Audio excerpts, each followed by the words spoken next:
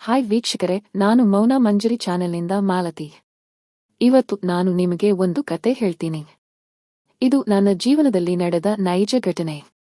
ನಾನು ಒಂದು ಚಿಕ್ಕ ಹಳ್ಳಿಯಲ್ಲಿ ವಾಸಿಸುತ್ತಿದ್ದೇನೆ ಮತ್ತು ಇದು ನನ್ನ ಜೀವನದ ಒಂದು ಪ್ರಮುಖ ತಿರುವು. ಬನ್ನಿ ಕತೆ ಕೇಳೋಣ. ನನ್ನ ಹೆಸರು ಮಾಲತಿ. ನಾನು ದಕ್ಷಿಣ ಭಾರತದ ಮೂಲದವಳು. ನಾನು ಮತ್ತು ನನ್ನ ಗಂಡ ಹೋಟೆಲ್ನಲ್ಲಿ ಕೆಲಸ ಮಾಡುತ್ತಾ ಜೀವನ ಸಾಗಿಸುತ್ತಿದ್ದೇವೆ. ಸುಮಾರು 10 ವರ್ಷಗಳಿಂದ ನಮಗೆ ಕನ್ನಡ ಭಾಷೆ ಚೆನ್ನಾಗಿ ಬರುತ್ತೆ. ನಾನು ಉತ್ತರ ಕರ್ನಾಟಕದ ಹಳ್ಳಿಯೊಂದರಲ್ಲಿ ವಾಸಿಸುತ್ತಿದ್ದು, ಕೆಲವು ವರ್ಷಗಳ ಹಿಂದೆ ನಡೆದ ಒಂದು ಘಟನೆಯ ಬಗ್ಗೆ ನಾನು ನಿಮಗೆ ಹೇಳುತ್ತೇನೆ.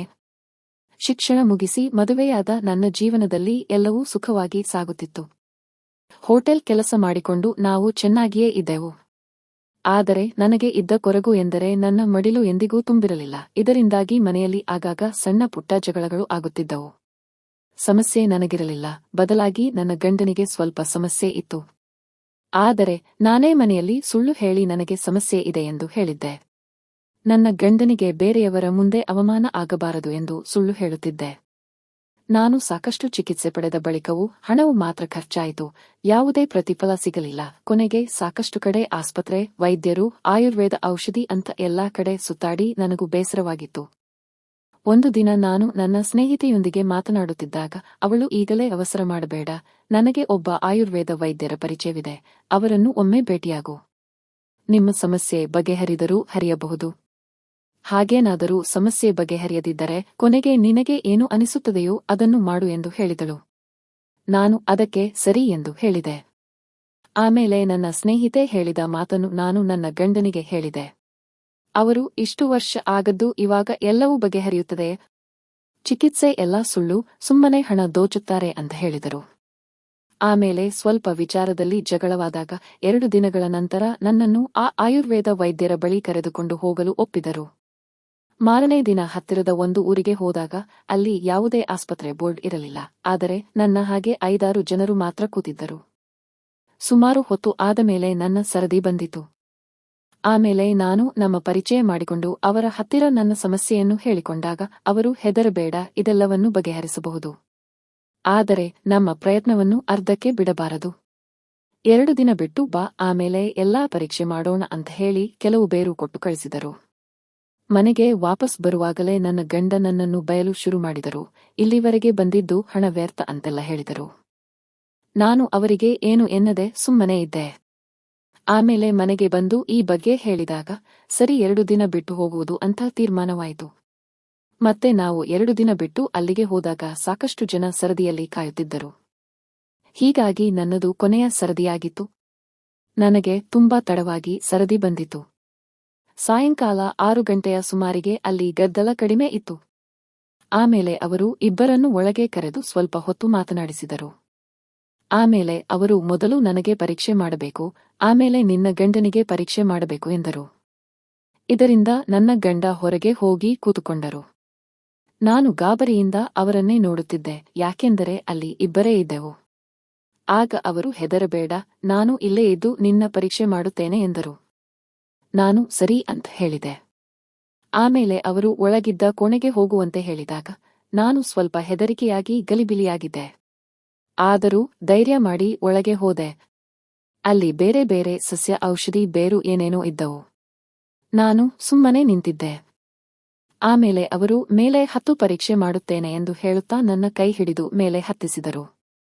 ಹೀಗೆ ಹತ್ತಿಸಬೇಕಾದರೆ ಅವರ ಕೈ ನನಗೆ ಬೇರೆ ರೀತಿಯಲ್ಲಿ ತಾಗಿತು. ನನಗೆ ಮೈಯಲ್ಲಿ ಕರೆಂಟ್ ಹೊಡೆದಂತೆ ಎನಿಸಿತು.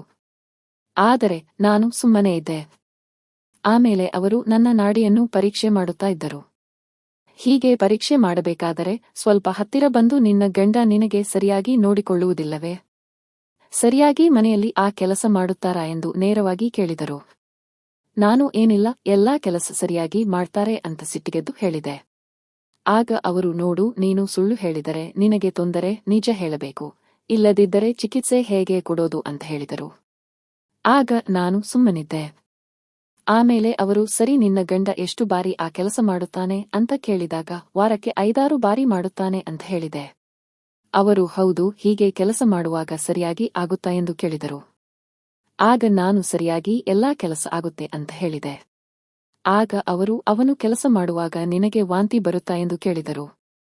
ನಾನು ಕೆಲವೊಮ್ಮೆ ವಾಂತಿ ಆಗುತ್ತೆ, ಆದರೆ ಕೆಲವೊಮ್ಮೆ ಆಗುತ್ತೋ ಇಲ್ಲವೋ ಗೊತ್ತೇ ಆಗೋದಿಲ್ಲ ಅಂತ ಹೇಳಿದೆ. ಆಗ ಅವರು, ನೋಡು, ನಿನಗೆ ನಿನ್ನ ಸಮಸ್ಯೆ ಬಗ್ಗೆನೇ ಗೊತ್ತಿಲ್ಲ. ಹೀಗಿದ್ದಾಗ ನೀನು ಎಷ್ಟು ಕಡೆ ಅಲೆದಾಡಿ ಪರೀಕ್ಷೆ ಮಾಡಿಸಿದರೂ ಸುಮ್ಮನೆ ಸಮಯ ಮತ್ತು ದುಡ್ಡು ಹಾಳು ಅಂತ ಹೇಳಿದರು. ಆಮೇಲೆ ಅವರು, ನಿನಗೆ ವಾಂತಿಯಾದರೆ ಮಾತ್ರ ನೀನು ಆರೋಗ್ಯವಾಗಿ ಇದ್ದೀಯಾ ಅಂತ ಅರ್ಥ, ಇಲ್ಲ ಅಂದರೆ ನಿನಗೆ ಸಮಸ್ಯೆ ಇದ್ದ ಹಾಗೆ. ಈಗ ನಾನು ಕೆಲವು ಪರೀಕ್ಷೆ ಮಾಡುತ್ತೇನೆ, ಆದರೆ ನೀನು ಸುಮ್ಮನಿರಬೇಕು ಅಂತ ಹೇಳಿದಾಗ ನಾನು ಸರಿ, ಅದೇನು ಪರೀಕ್ಷೆ ಅಂತ ಕೇಳಿದಾಗ ಈಗ ಸ್ವಲ್ಪ ಸುಮ್ಮನಿರು ಅಂತ ಹೇಳಿದರು. ಆಮೇಲೆ ವೈದ್ಯ ತುಸು ಹೊತ್ತು ಹೊರಗೆ ಹೋಗಿ ಮತ್ತೆ ಒಳಗೆ ಬಂದ. ಆಗ ನಾನು ಈಗ ಏನು ಮಾಡಬೇಕು ಅಂತ ಕೇಳಿದಾಗ ಅವರು, ನೀನು ಸ್ವಲ್ಪ ಹೊತ್ತು ಸುಮ್ಮನಿದ್ದರೆ ಸಾಕು, ಎಲ್ಲಾನೂ ಪರೀಕ್ಷೆ ಮಾಡುತ್ತೇನೆ ಅಂತ ಹೇಳಿದರು. ಆದರೆ ಅವರ ಮಾತಿನ ಅರ್ಥ ನನಗೆ ಆಗಲೇ ಇಲ್ಲ. ನಾನು ಕೆಲ ಹೊತ್ತು ಸುಮ್ಮನೆ ಇದ್ದಾಗ ಅವರು ಕೂಡಲೇ ಹತ್ತಿರ ಬಂದರು.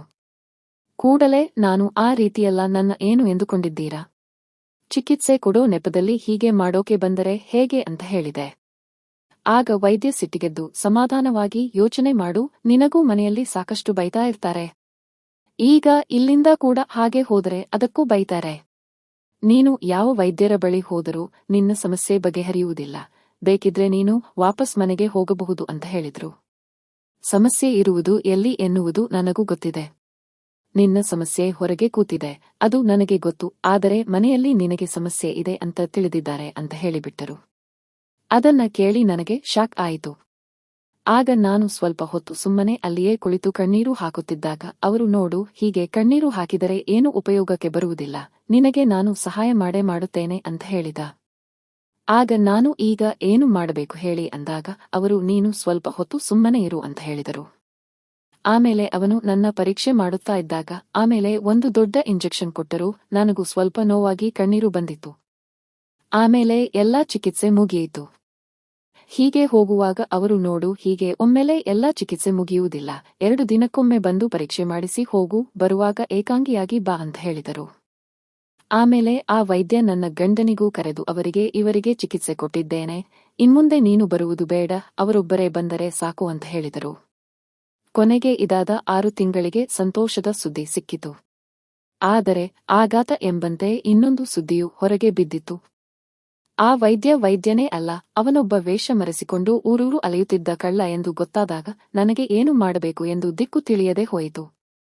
ಆದರೆ ಏನು ಮಾಡುವುದು, ಅಲ್ಲಿಗೆ ಚಿಕಿತ್ಸೆ ಅಂತ ಹೋಗಿದ್ದು ನಾನಷ್ಟೇ ಅಲ್ಲ, ಬೇರೆಯವರು ಹೋಗಿದ್ದು ಅಂತ ಸುಮ್ಮನೆ ಇದ್ದೆ. ಆದರೆ ಆ ಕೊರಗು ನನ್ನ ಕಾಡುತ್ತಲೇ ಇತ್ತು. ನಂತರ ಬೇರೆ ಬೇರೆ ಔಷಧಿ ತೆಗೆದುಕೊಂಡು ಅದನ್ನು ಬೆಳೆಯಲು ಬಿಡದೆ ಅದನ್ನು ಅಲ್ಲಿಗೆ ಕೊನೆಗಾಣಿಸಿದ್ದೆ.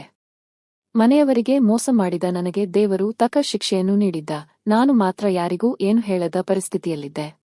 ಆದರೆ ಕೊನೆಗೆ ಈ ಘಟನೆ ನಡೆದ 2 ವರ್ಷದ ಬಳಿಕ ದೇವರು ನನಗೆ ಅಂತ ಆಶೀರ್ವಾದ ಮಾಡಿದ್ದ. ಮನೆಯವರೆಲ್ಲರೂ ಸಂತೋಷವಾಗಿ ಇದ್ದೆವು. ಇನ್ನು ಯಾರೂ ಕೂಡ ಕಳ್ಳ ವೈದ್ಯರ ಹತ್ತಿರ ಹೋಗಬಾರದು, ಚಿಕಿತ್ಸೆ ನೆಪದಲ್ಲಿ ತಮಗೆ ತಾವೇ ಮೋಸ ಮಾಡಿಕೊಳ್ಳಬಾರದು, ಎಲ್ಲರೂ ಹುಷಾರಾಗಿರಬೇಕು ಎನ್ನುವುದು ನನ್ನ ಅಭಿಪ್ರಾಯವಾಗಿದೆ.